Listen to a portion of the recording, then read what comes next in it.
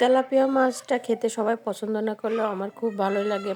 Hello friends, কেমন আছেন? আশা করি সবাই অনেক ভালো আছেন। আজকে তেলাপিয়া মাছের একটা রেসিপি বানিয়েছে আমার বোন, ওটাই আপনাদের সাথে শেয়ার করব। তেলাপিয়া মাছের কলার পাতায় ভাপা। তো এই যে মাছগুলোকে লেবু দিয়ে ম্যারিনেট করে রেখেছে আর এখন এই মশলাগুলোকে বেটে নিচ্ছে। এখানে জিরে মশলা দিয়ে বেটে নিয়েছে, যা যা লাগবে রসুন, তারপরে সরিষা, এইগুলোই এর মশলা মনে হয় আর কি যা দিয়েছে। আর এখন মাছগুলোকে একটু হালকা করে ভেজে নিচ্ছে, যেহেতু কলা পাতার ভেতরে দেওয়া হবে, তো মাছগুলোকে খুব বেশি ভাজার দরকার নাই আর কি। আর এখন যে মশলাটা বেটে নিয়েছিল ওর ভিতরে কিছু সরিষার তেল দিয়ে সুন্দর করে হলুদ লবণ দিয়ে মেখে নিচ্ছে।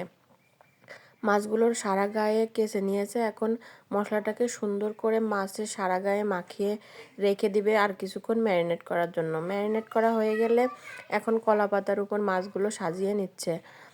এই পুরো প্রসেসটাই করতে খুব বেশি সময় লাগে না, শুধু ম্যারিনেট করে মাছটা কিছুক্ষণ রাখলেই চলে। যাই হোক, এই উপর দিয়ে একটু ঘি দিয়ে দিয়েছে, দিয়ে এখন কলা পাতাগুলোকে সুন্দর করে মুড়ে যেভাবে হোক বেঁধে নিলেই চলবে। তো বেঁধে নিয়েছে আর এখন একটা মাটির তাওয়ায় মাটির চুলোর উপরে কলা পাতাগুলোকে দিয়ে একটা কলা পাতা উপরে দিয়ে নিয়েছে যাতে পুড়ে না যায়। আর পরে যে মাছটা দিয়েছে ওইটার কলা পাতাটাকে দিয়ে কিছুক্ষণ ভাপিয়ে নিয়েছে। আর এখন এই যে রেডি হয়ে গেছে কলা পাতায় মাছ ভাপা। মাছগুলো কিন্তু খেতে দারুণ লেগেছে।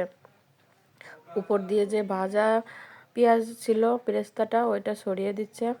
এখন এই গরম গরম কলা পাতার এই মাছের ভর্তাটা খেতে কিন্তু খুব মজা লাগে। আমি এখানে ভাত নিয়ে নিয়েছি, আমি আগে প্রথম টেস্ট করছি, দেখি কেমন লাগে। তো গ্রেভিটা দেখেই অনেক লোভনীয় লাগছে। গ্রেভিটা আগে আমি একটু দিয়ে ভাতটা মেখে খেয়ে নিচ্ছি। খুব মজা হয়েছে, ভালো লাগলে জানাবেন।